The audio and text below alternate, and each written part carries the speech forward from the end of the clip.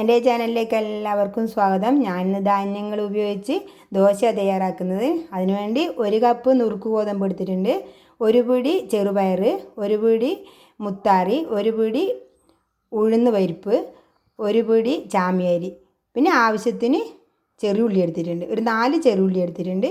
ഇനി ഇത് ഉപ്പും ചേർത്ത് അരച്ചെടുക്കാം. അങ്ങനെ അരച്ചെടുത്തിട്ടുണ്ട്. ഇതൊരു പാത്രത്തിലേക്ക് മാറ്റി കൊടുക്കാം. ഇനി ഇതിലേക്ക് ആവശ്യത്തിന് നമുക്ക് വെള്ളം ചേർത്ത് കൊടുക്കാം.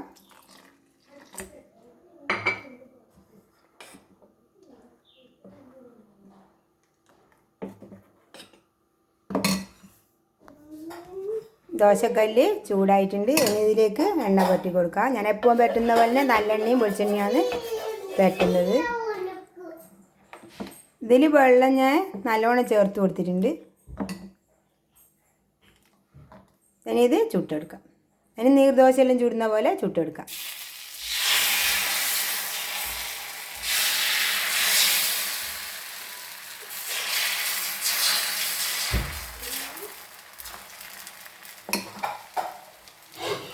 അത് ഒരു കയ്യിൽ ഫോൺ പിടിച്ചുകൊണ്ട് പാരുന്നത് കണ്ടിട്ടുണ്ടാവില്ല. ഇനി ഇത് മൂടി വെക്കാം. ദോശ റെഡിയായോ നോക്കാം.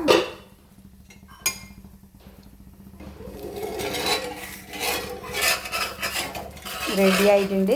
ഞാനിതിൽ നല്ല വെള്ളം ചേർത്തിന്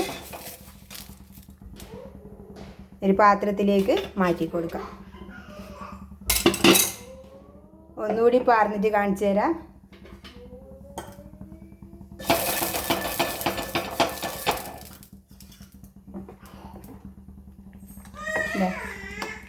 നല്ല വെള്ളം ചേർത്തിട്ടുണ്ട്. ഇതിനി പാർന്ന് കാണിച്ചു തരാം.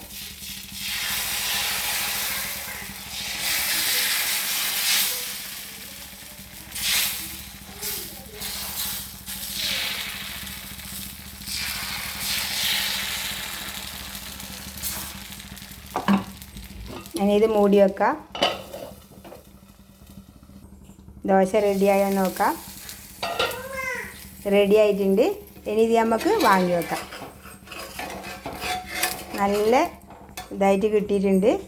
ഇതേപോലെ ഒന്നെല്ലാവരും ഉണ്ടാക്കി വെക്കുക. ഇത് ഞാൻ കുതിർത്തത് 2 മണിക്കൂറേ വെള്ളത്തിലിട്ട് കുതിർത്തിട്ടുള്ളൂ. നമ്മളെ മുഴുവൻ ഗോതമ്പാണെങ്കിൽ ഒരു 3 മണിക്കൂറിട്ട് കുതിർത്താൽ മതി. എൻ്റെ വീഡിയോ ഇഷ്ടപ്പെട്ടെങ്കിൽ ലൈക്ക് ചെയ്യുക, ഷെയർ ചെയ്യുക, സബ്സ്ക്രൈബ് ചെയ്യുക.